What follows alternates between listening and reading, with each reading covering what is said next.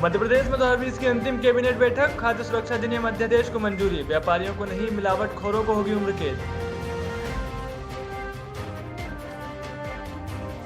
ग्वालियर शहर में ट्रक चालकों से अवैध वसूली, पुलिसकर्मी कर रहे अवैध वसूली, प्रशिक्षु आईपीएस ने 4 पुलिसकर्मियों को किया सस्पेंड।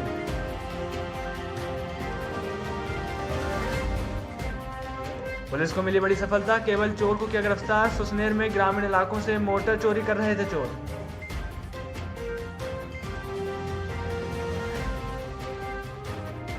छत्तीसगढ़ सचिव संघ की अनिश्चितकालीन हड़ताल, हड़ताल से पंचायत की कार्यव्यवस्था ठप, शासकीयकरण की मांग को लेकर कर रहे हैं हड़ताल। किसान आंदोलन का बड़ा दायरा, रायपुर से दिल्ली पहुंचे 100 से अधिक किसान, सिंघू बॉर्डर पर आंदोलन में हुए शामिल।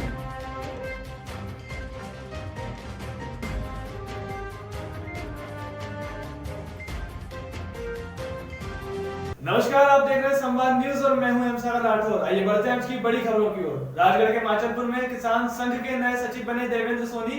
आपको बता दें कि प्रदेश किसान संघ के सचिव पूर्व मुख्यमंत्री दिग्विजय सिंह और राज्यसभा सांसद सानीपुर ऊर्जा मंत्री ने प्रदेश किसान संघ के सचिव पद पर नियुक्त किया है और इनके उज्जवल भविष्य की कामना करते हुए इन्हें बधाई भी दी।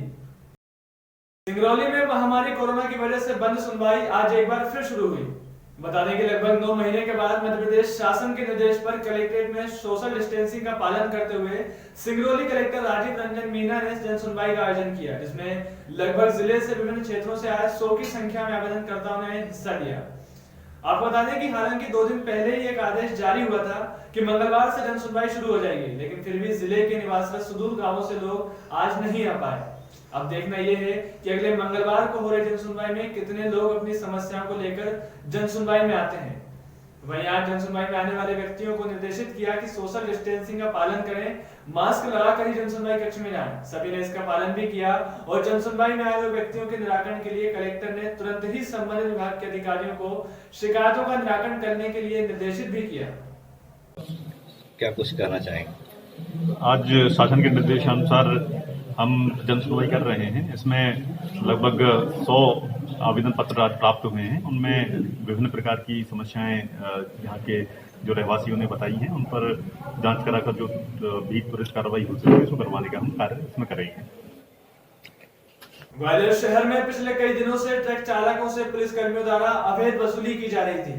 तभी आईपीएस ट्रक चालक के वेश में गाड़ी में बैठकर निकले और झांसी रोड थाने में पदस्थ 4 पुलिसकर्मी ट्रक चालकों से रिश्वत लेते पकड़े गए और 4 पुलिसकर्मियों को सस्पेंड भी कर दिया गया है। आपको बता दें कि एसपी ग्वालियर अमित सांघी को काफी समय से झांसी रोड के विक्की फैक्ट्री इलाके में पुलिस के अवैध वसूली की शिकायतें मिल रही थी। इस पर उन्होंने पनिहार थाना का चार्ज संभाल रहे प्रशिक्षु आईपीएस मोतियुर रहमान को निरीक्षण के लिए कहा और रात 2 बजे जब आईपीएस मोती ट्रक में कंबल ओढ़कर इराक वाले के वेश में सवार होकर निकले, तब विक्की फैक्ट्री पॉइंट पर 4 पुलिस जवानों ने ट्रक रोक लिया और उनसे पैसे मांगने लगे। इस दौरान पीछे खड़े 3 जवान भी हंस रहे थे। तभी ड्राइवर के करीब बैठे आईपीएस बाहर निकले और उन्हें देख जवानों के पैरों तले जमीन खिसक गई। प्रशिक्षु आईपीएस जो है थाना प्रभारी पनिहार, उनके द्वारा चेकिंग के दौरान 4 लोगों को अवैध वसूली करते हुए पाया गया। उनकी रिपोर्ट पर से 4 लोगों को निलंबित किया गया। जाँच करके और कार्रवाई की जाएगी। तो ये किस तरह से इनको पकड़ा था, किस तरह से पहुंचे थे चेकिंग पर? उस शिकायतें मिली थी कि इस तरह की कृत्य पुलिसकर्मियों द्वारा किया जा रहा है। उसमें पुलिस अतिरिक्त महोदय द्वारा भेजा गया था और इस तरह की कार्रवाई की गई। ग्वालियर शासकीय ब्लड बैंक के बाहर फिर ब्लड देने वाले दलालों को पकड़ा है। बता दें कि दोनों दलाल युवकों को कर्मचारियों ने पुलिस के हवाले भी कर दिया है। ब्लड बैंक के बाहर अटेंडर से 2000 रुपए में ब्लड देने की बात कर रहे थे। दोनों दलाल ब्लड देने के लिए बाहर से आए हुए थे। वहीं बीते दिनों 3 दलालों को कर्मचारियों ने ब्लड बैंक के बाहर पकड़कर थाने भेज दिया था।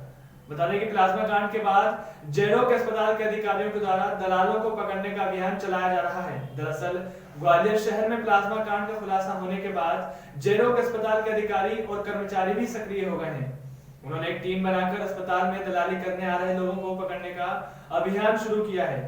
वहीं इसी अभियान के तहत शासकीय अस्पताल जेरोक ब्लड बैंक में मरीजों के रिश्तेदार बनकर खून देने पहुंचे 2 युवकों को ब्लड बैंक की निगरानी टीम के कर्मचारियों ने पकड़ा है। पकड़े गए दोनों युवक 1500 और 2000 रुपए में अपना ब्लड देते थे। बता दें कि ब्लड बैंक के इंचार्ज डॉक्टर अरुण जैन ने दोनों को पुलिस के हवाले कर दिया है। हमारे अधीक्षक साहब के निर्देश अनुसार हम इन दलालों पर कार्रवाई कर रहे हैं।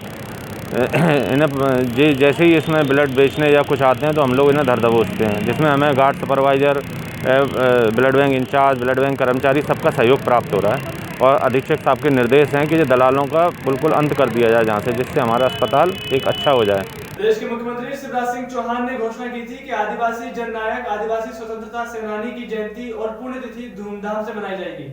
इसी के तहत आज बड़वानी में शहीद भीमनायक पुण्यतिथि समारोह का आयोजन किया गया, जिसमें मुख्य रूप से सांसद, राज्यसभा सांसद, भाजपा जिलाध्यक्ष, कलेक्टर आदि उपस्थित रहे। इस समारोह में शहीद भीमनायक के जीवन पर प्रकाश भी डाला गया। इधर प्रशासन ने भीमनायक प्रेरणा केंद्र पर लोक कल्याण शिविर भी लगाया। वहीं खड़की ग्राम से आई भजन मंडली ने भजन के माध्यम से शहीद भीमनायक के जीवन का वर्णन भी किया। आज शहीद भीमा नायक जी का शहादत का दिवस है और धावा बावड़ी उनका जन्मस्थल रहा है। माननीय मुख्यमंत्री जी के द्वारा जो राजपुर में घोषणा की थी कि जो शहीद हमारे ज़िले में हुए हैं उनके शहादत दिवस पर 29 दिसंबर को एक भव्य कार्यक्रम का आयोजन किया जावे। भीमा नायक जी के द्वारा जो किए कारण से सबको अवगत कराया जावे।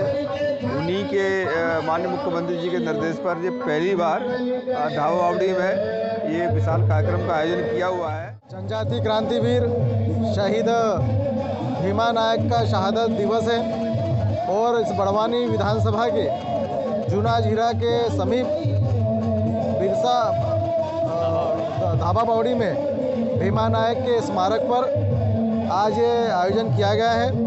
और इस आयोजन में मेरे साथ डॉक्टर सुमेर सिंह जी, भारतीय जनता पार्टी के जिलाध्यक्ष और प्रशासन के अधिकारी और सभी जनजाति समाज के बंधुवर्ग उपस्थित हैं।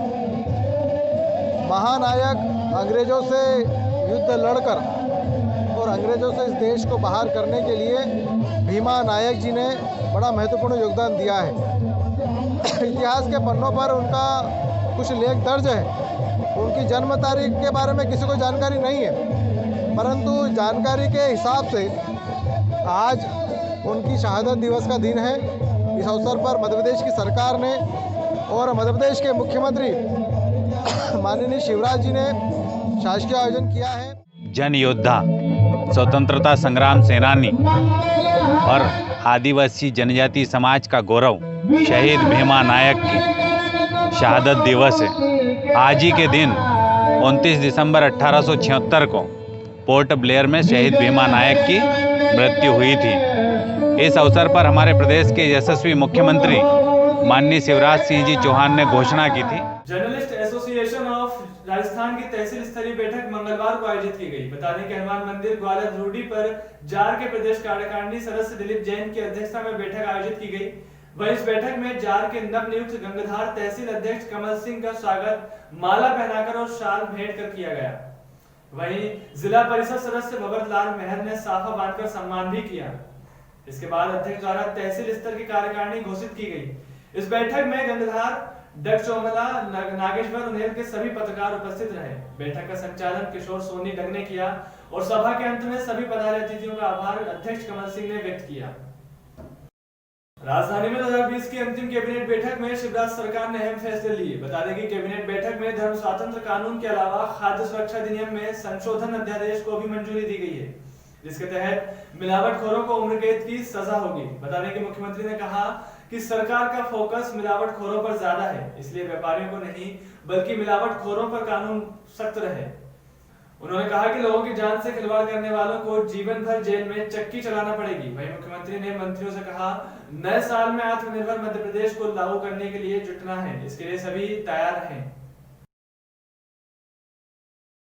सोनकच्छ के भोरासा में नगर के अखिल भारतीय विद्यार्थी परिषद कार्यकर्ताओं ने धरना दिया। साथ ही नगर परिषद सीएमओ को एक ज्ञापन सौंपा, जिसमें कार्यकर्ताओं ने लिखा कि नगर परिषद द्वारा चलाए जा रहे कचरा वाहनों में मौजूदा कर्मचारी घरों के बाहर रखी हुई कचरे की बाल्टियों को उठाकर कचरा गाड़ियों में नहीं डालते हैं, जबकि यही कर्मचारी नगर के रसूखदार लोगों जैसे नेताओं और अन्य कुछ चुनिंदा लोगों के घर जाकर खुद कचरा उठाते हैं और वहीं आम जनता को खुद जाकर गाड़ी में कचरा डालना पड़ता है। ये भेदभाव क्यों किया जा रहा है, जबकि टैक्स नगर के आम लोग ही भरते हैं, ना कि नगर के बड़े बड़े नेता जिनके द्वारा टैक्स सिर्फ चुनाव आने पर ही भरा जाता है। कार्यकर्ताओं का कहना है कि नगर में चल रहे इस भेदभावपूर्ण नीति को बंद किया जाए और सबके साथ समान तरीके से व्यवहार किया जाए। और नगर परिषद और उसके कर्मचारियों को समानता पूर्वक काम करने के निर्देश दिए जाएं। कचरा वाहन कर्मचारियों द्वारा भेदभावपूर्ण व्यवहार एवं घरों से कचरा न उठाने के बावजूद में हम ये ज्ञापन दे रहे हैं। महोदय, उपरोक्त विषय अंतर्गत निवेदन है कि नगर भोरासा में नगर परिषद द्वारा चलाए जा रहे कचरा वाहनों में मौजूद कर्मचारियों द्वारा नगर में घरों के बाहर रखी हुई कचरे की बाल्टियों को उठाकर गाड़ी में नहीं डाला जाता है, जबकि इनके द्वारा नगर के रसूखदार लोगों, नेताओं व अन्य कुछ चुनिंदा लोगों के घर से कर्मचारी जाकर खुद कचरा उठाते हैं व आम जन को खुद जाकर कचरा डालना पड़ता है। यह भेदभाव क्यों किया जा रहा है, जबकि टैक्स नगर के आम लोग ही भरते हैं, ना कि ये रसूख रखने वाले लोग, ना नगर के बड़े बड़े नेता जिनके द्वारा टैक्स सिर्फ चुनाव आने पर भी दिया जाता है। नगर में जो कुछ लोग, नेताओं और जो दूसरे लोग जो टैक्स वगैरह नहीं भर रहे हैं, उनका कचरा वाहन में कचरा डाला जा रहा है, मतलब कर्मचारियों के द्वारा, नगर के कर्मचारियों के द्वारा। पर इनके कुछ जो आम लोग हैं उनका कचरा स्वयं नागरिकों को डालना पड़ रहा है। तो इस संबंध में मेरा ये कहना है कि कर्मचारियों को समझाइश दे दी जाएगी कि भाई आप लोग सभी कचरा सभी का या तो डालें या तो सभी से डलवाएं, एक कुछ भी रहेगा इस टाइप से। तो मैं उन लोगों से बातचीत करती हूँ और इस संबंध में निराकरण कर दिया जाएगा। ठीक है। सुसनेर में ग्रामीण इलाकों से मोटर चोरी करने वाले चोरों को पुलिस ने गिरफ्तार कर लिया है। दरअसल ग्राम परसुलिया के किसानों द्वारा शिकायत दर्ज कराई गई थी, जिस पर एक्शन मोड में पुलिस ने सतर्कता दिखाते हुए मोटर चोरों को पकड़ा। बता दें कि पुलिस अधीक्षक ने किसानों की जल मोटरों की चोरी के संबंध में मामले की गंभीरता को देखते हुए चोरी की घटना पर रोक लगाने के लिए थाना प्रभारी की टीम गठित की गई और लगातार नजर रखते हुए संदेही को अभिरक्षा में लेकर पूछताछ की गई। वहीं उसने गुनाह कबूल कर बताया कि उसने अपने साथी के साथ मिलकर ग्राम परसुलिया और आसपास के गांव से जल मोटरें और स्टार्टर सहित तार केबल भी चोरी किए हैं। बता दें कि आरोपी के पास से करीब 2 लाख रुपए का सामान बरामद किया गया है। गुना में सीआरएस और डीआरएम ने रेलवे लाइन के चल रहे काम का निरीक्षण किया। आपको बता दें कि रेलवे लाइन में काम चलने की वजह से ट्रेनों को कुछ समय के लिए बंद कर दिया है। इस वजह से यात्रियों को काफी असुविधा का सामना करना पड़ रहा है। सीआरएस ने कहा कि संभवतः एक सप्ताह में संपूर्ण ट्रेनें चल सकती हैं, फिर आम जनों की समस्या दूर हो जाएगी।